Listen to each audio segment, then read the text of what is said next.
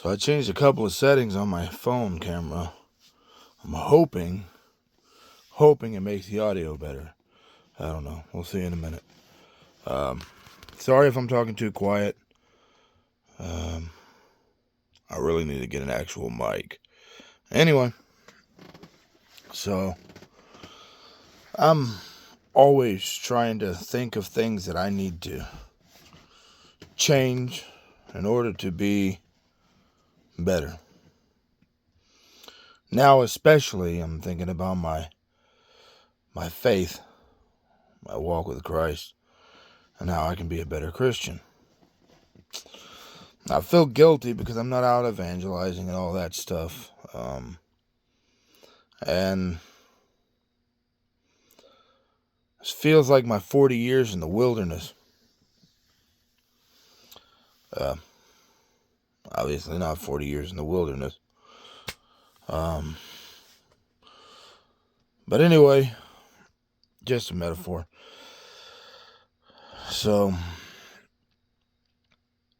yeah, I heard a story tonight rather, scrolling through Instagram, looking at random nonsense.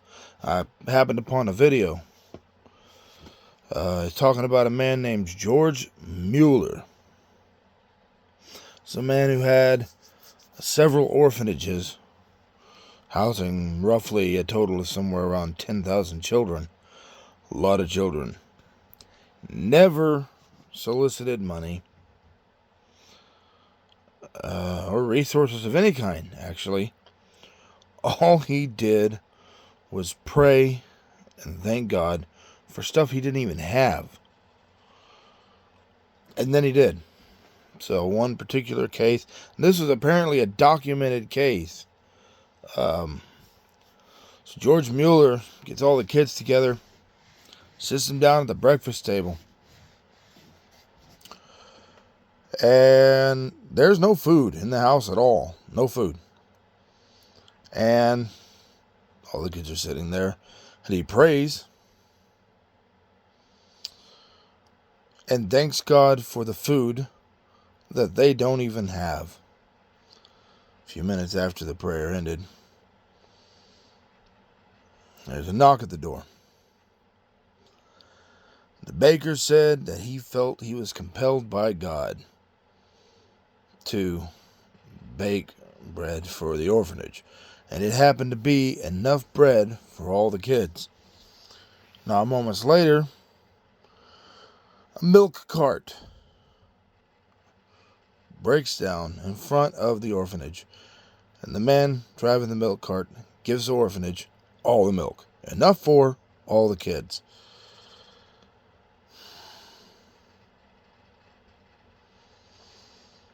I keep thinking about how far off the mark I've fallen. So I can't really say I ever had that level of faith. But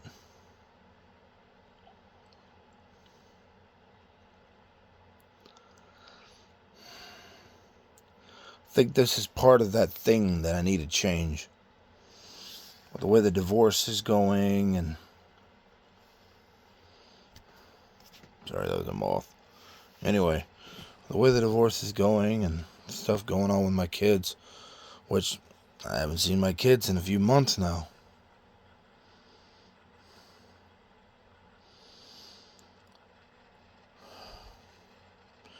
She wants these temporary orders to be permanent. And it hurts me, it bothers me, and it worries me. These kids are growing up without a father. I made some stupid decisions, bad decisions. But I always tried to take care of my kids. Yes, I worked my butt off. I always tried to teach them how to avoid the same stupidity that I've involved myself in. Tried to teach them how to surpass me. Because that is what a parent's job is. We're messed up people. Every human on this earth is messed up. You may not have committed the same sins I have. I haven't committed the same sins you have, and every single one of us has committed sins. Anyway.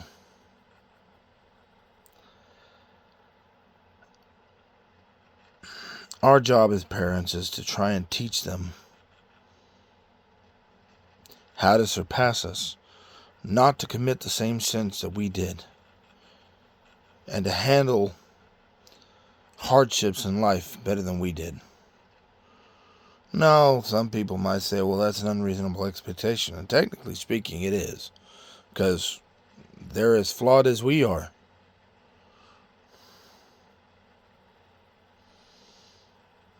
But if we instill in them wisdom that we've gained through our stupidity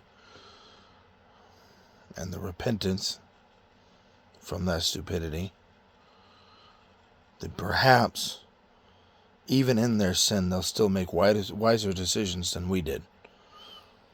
And that's our job. That's what we're supposed to do. And I can't do that.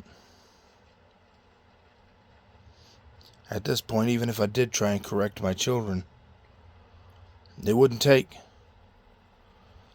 Because she's taken all parental authority away from me. Even if the judge gives it back, it's already been destroyed.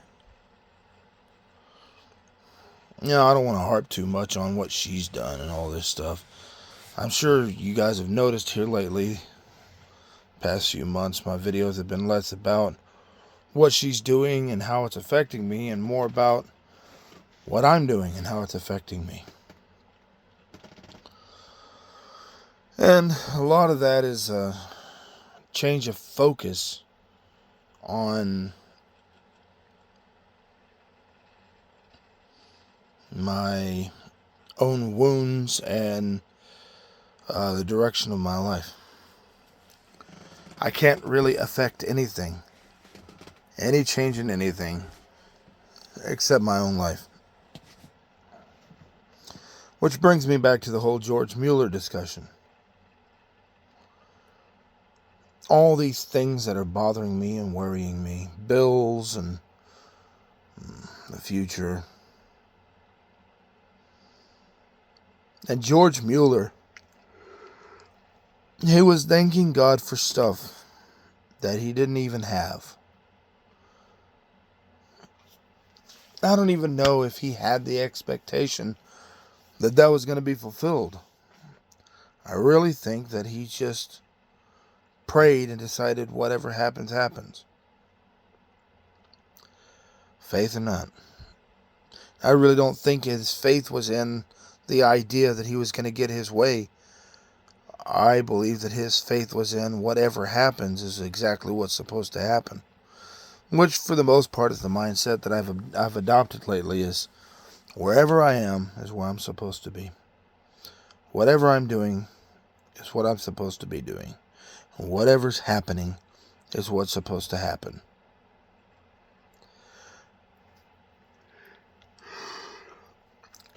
Everyone who does evil will get theirs.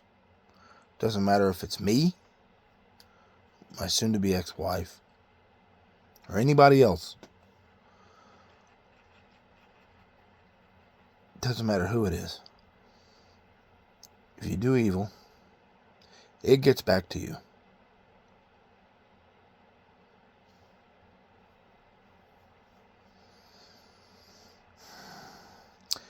I have no idea why I went that direction. Anyway, back to what I was saying. Wherever you are is where you're supposed to be. So, something I'm going to try and adopt is when I pray, thank God for the things I don't have. With the understanding that whatever happens is exactly what's supposed to happen. I'm not going to pray that God shifts everything my direction and gives me the kids and all that stuff. I'm not going to ask that. I'm not going to pray for that. I'm not going to thank God for that. Partly because I don't want to take the kids from their mother.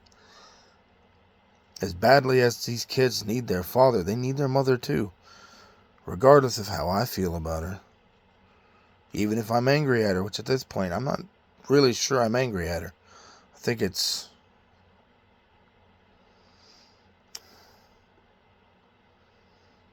I don't know if it's the right word, but pity maybe?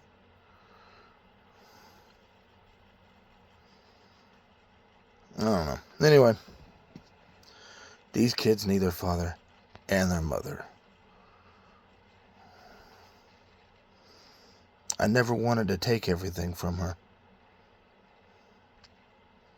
So to that end, I'm not going to pray just to get my way.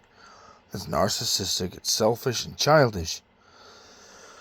And you know, there is scripture that kind of lines up with that. It says, hold on. Ask and it will be given to you. Seek and you shall find. Knock and the door will be open to you. And it says, if you ask and you do not receive, it's because you ask amiss, which basically means you've asked for the wrong reason. Which goes into the idea of thanking God for giving me full custody of the kids and all the assets and all that nonsense. I believe that if I did do that, thank God for that, or pray for that, that just to teach me a lesson, God would take from me even more than I've already lost. And I've lost a lot. I've lost pretty much everything I've worked for my entire life. From my earliest memories, I always wanted my family, wife, kids, home, and to grow old with my wife, and to watch my children grow and become parents of their own. From my earliest memories.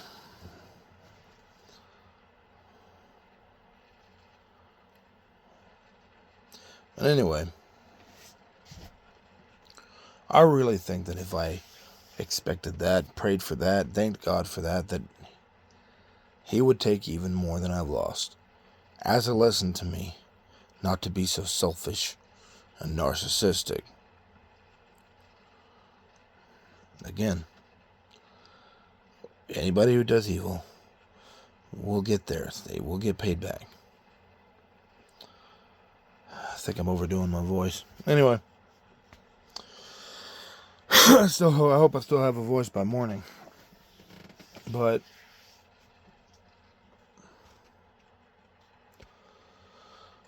what I should be thanking God for is fulfilling His promises. And yes, despite what people might think, God does speak. And God has made a few promises. And I will thank Him for fulfilling those promises. Even though those promises haven't been fulfilled yet, I will thank Him for that.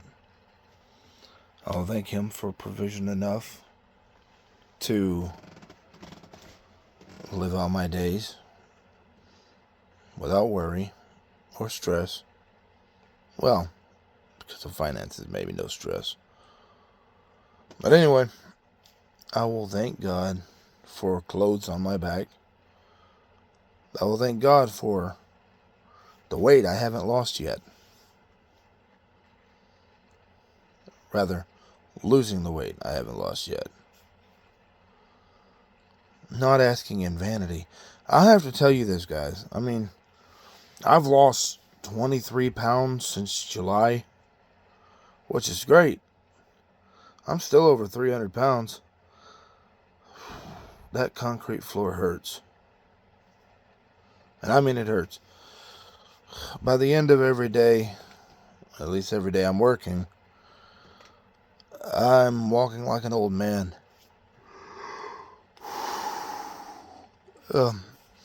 Sorry, it's getting late. But anyway, at the end of every shift, I'm walking like an old man. I'm talking leaning forward, legs barely moving. My feet get so tender, it hurts to put them on the floor.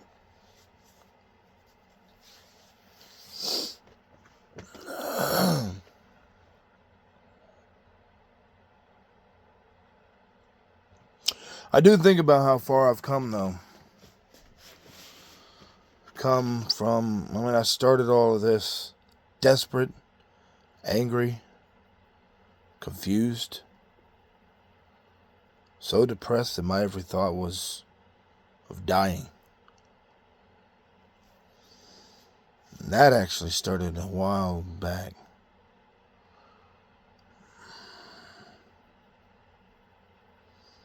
So,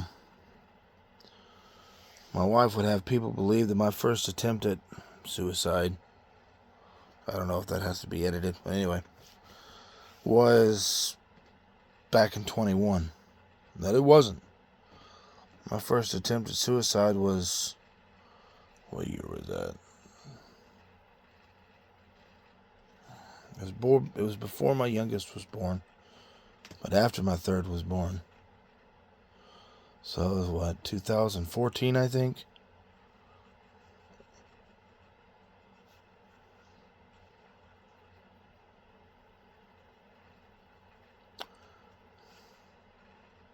I think that's right. I think it was 2014. And I tried to starve myself to death. Yeah, I'm sure there are plenty of people that would accuse me of using that as a manipulation tactic, but she didn't even know what happened until after the attempt failed. And there were all the attempts between 21 and the end of 23 that I never told her about.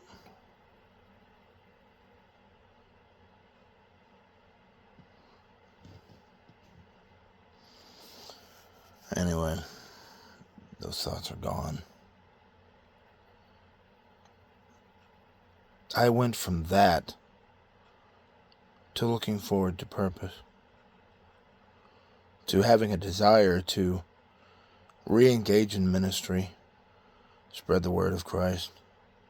And I know there are plenty of people like, oh, well, after everything you've done, how can you talk about being a Christian? Paul murdered people for a living until he became a Christian.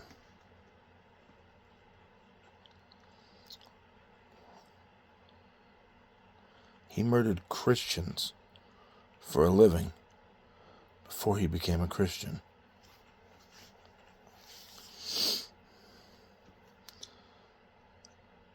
And the point isn't whether I feel like I'm perfect after everything I've done, because I don't. I know I'm not perfect. Paul knew he wasn't perfect. He himself said that he was the worst of all sinners. Which, of course, he wasn't. But I really believe a lot of that came from the guilt, from realizing how many Christians he killed, believing they were false, finding out they weren't. How many people could have been his brothers and sisters if he had followed Christ instead of following the law, or at least their law?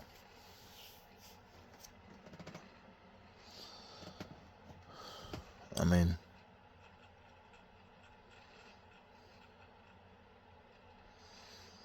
I made a lot of stupid decisions. Somebody who just needed a friend, I betrayed so utterly. Yeah, I do feel a lot of guilt for that. Especially knowing that there's no way I can ever make it right. There's no amount of apologies, no thing that can be done to fix it. Imagine how different her life would be if I had been what I was supposed to be instead of what I ended up being.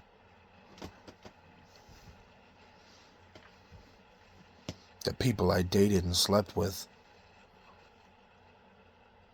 that I probably should have been trying to lead to Christ.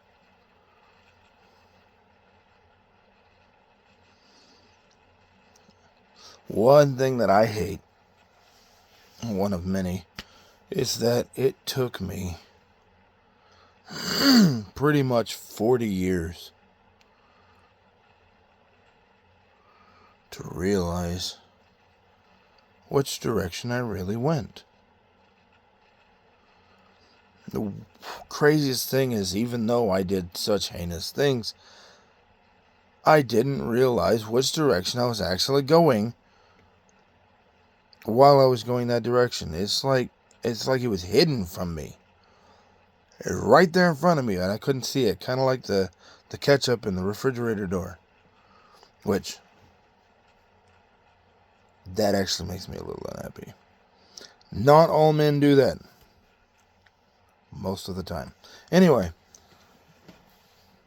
it's like the ketchup in the refrigerator door. You're looking right at it, but for some reason, your brain will not let you see it. Now, I believe that's the curse of pride, honestly.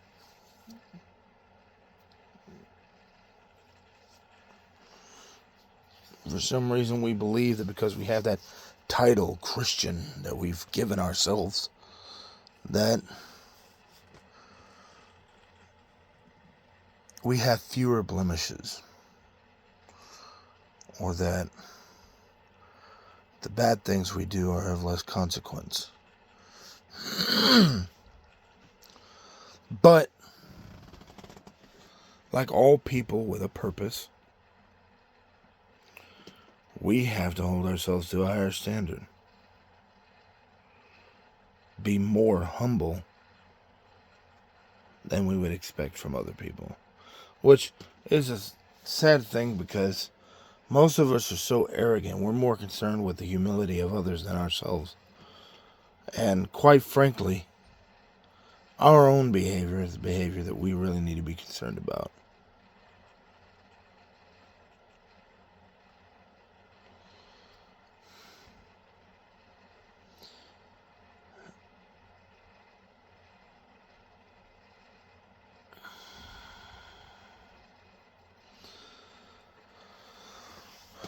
Sometimes I see pictures of myself as a kid and think, how in the world did that boy become this?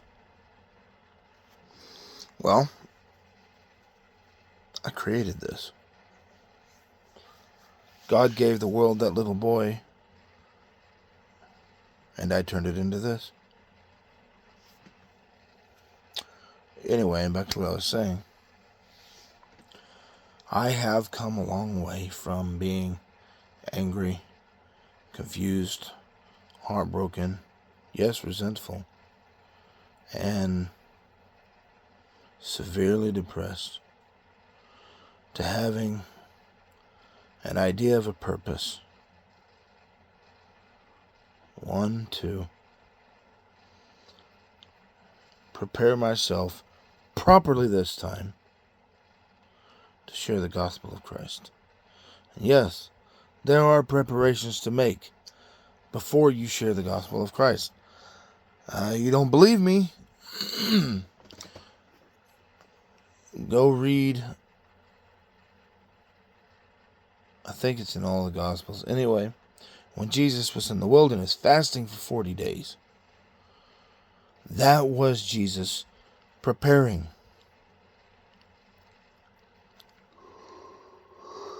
Whew, man, I wish I could stop yawning. That was Jesus preparing. Perfect, flawless, sinless Jesus. 40 days and 40 nights preparing for his ministry.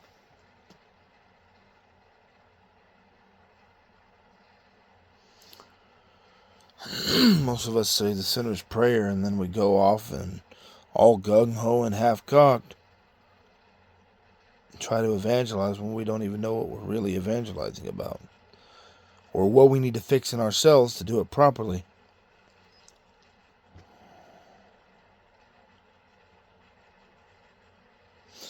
And that's part of my purpose. I gotta do what I'm supposed to do before I evangelize properly. But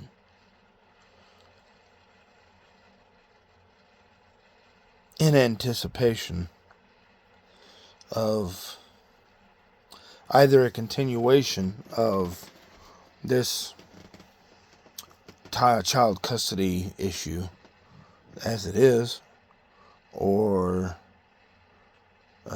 change negative to my favor in preparation of that.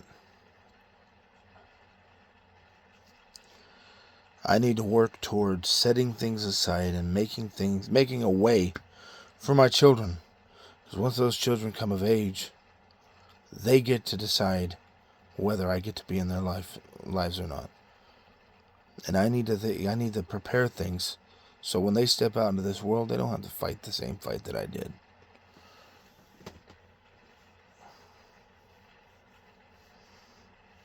Struggle, adversity,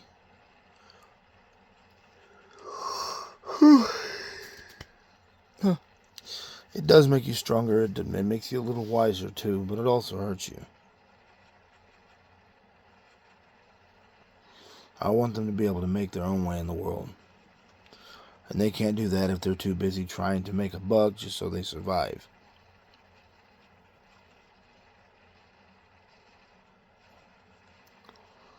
Whether they want me to be in their lives or not, I still want that for them.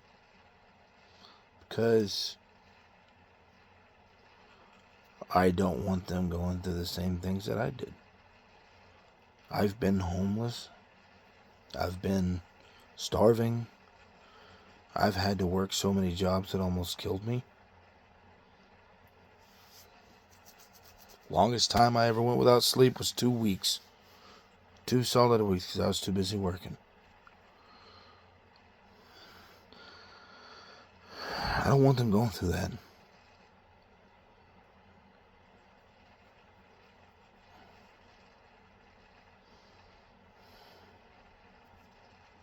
Anyway, that's where I'm at. The purpose of this video wasn't to go on a philosophical rampage. The point of this was to say that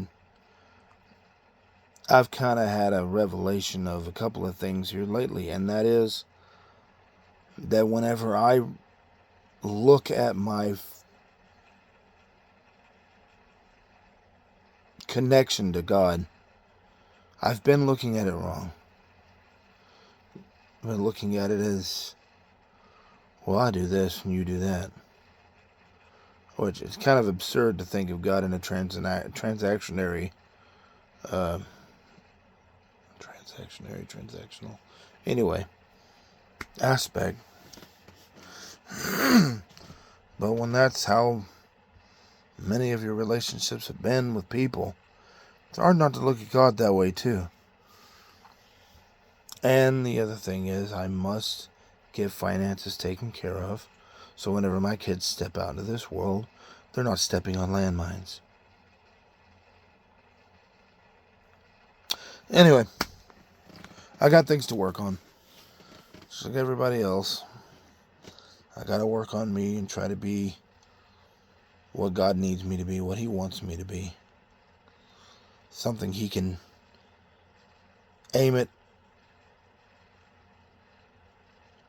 whatever He wants changed. And I go and do what He wants, what He expects. So, everybody have a good night. Hopefully this can serve as some sort of guide for people who are going through the same thing that I am. If you're not a Christian, I'm sorry, there's not much else to look forward to in this world that can actually be fulfilling. If that strikes a chord with you, cool. If it offends you, sorry. Just like it's your right to not believe what I believe, it is my right to not believe what you believe.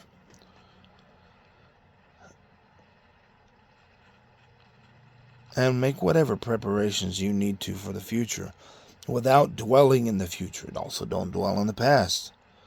Dwelling in the past ruins the future and the present. Dwelling in the future ruins the present and the future. plan for the future, live now. And whatever you do, just try to be better.